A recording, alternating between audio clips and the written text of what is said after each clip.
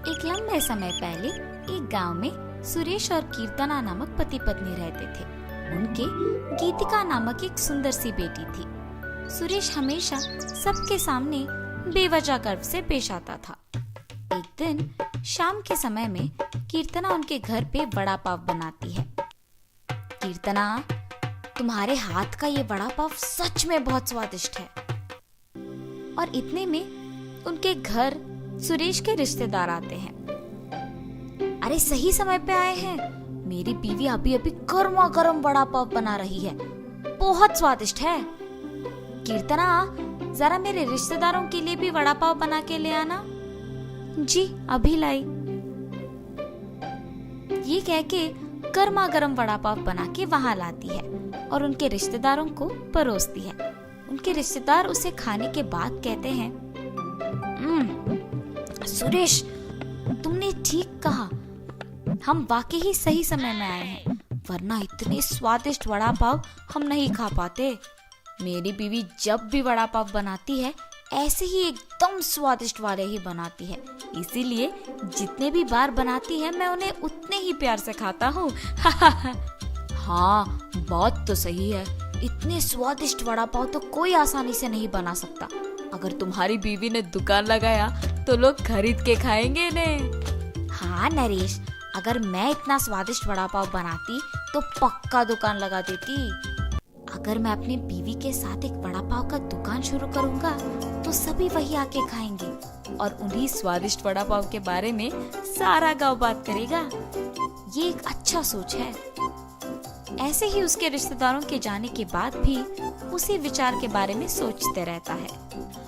तब कीर्तना को नजर आता है कि उसके पति किसी सोच में पड़े हैं। उनके पास जाकर कहती है, क्या हुआ जी, किस चीज के बारे में इतना सोच रहे हैं आप? कीर्तना, तुमने तो सुना है ना कि मेरे रिश्तेदारों ने क्या कहा, हम हमारे घर के सामने ही एक वड़ा पाव का दुकान लगाएंगे। तब मेरे रिश्तेदारों के ही तरह इस गांव के सारे लोग उसी के बारे में बात करेंगे।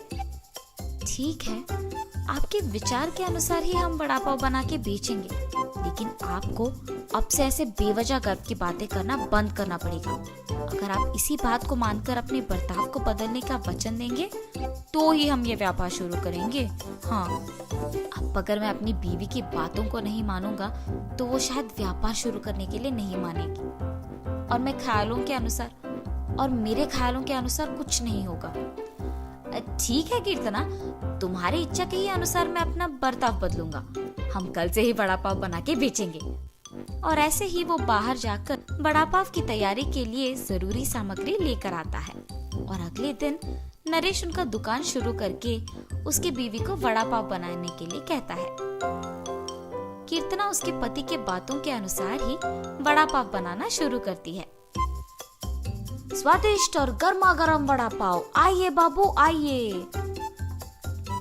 ऐसे जोर जोर से चिल्लाने के कारण उस तरफ जाते हुए सारे लोग आकर्षित होकर उसके दुकान आते हैं और वड़ा पाव लेके उन्हें खाने लगते हैं।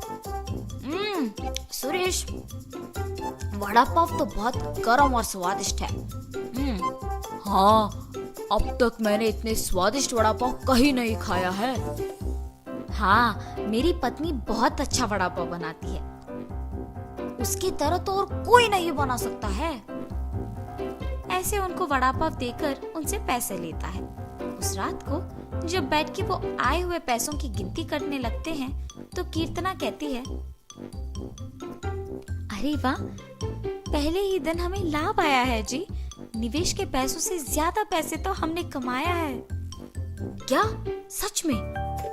अगर हमने ऐसे ही इसे बरकरार रखा ना तो जल्द ही हमारा बहुत बड़ा व्यापार बन जाएगा कीर्तना। हाँ, आप सही कह रहे हैं। पहले ही दिन उतने पैसे देख पति पत्नी दोनों खुश होते हैं। ऐसे ही वो हर रोज उनके सोच के मुताबिक वड़ा पाव बना के उसे बेचते हैं और कुछ ही दिनों में उनका व्यापार अच्छा चलने लगता है।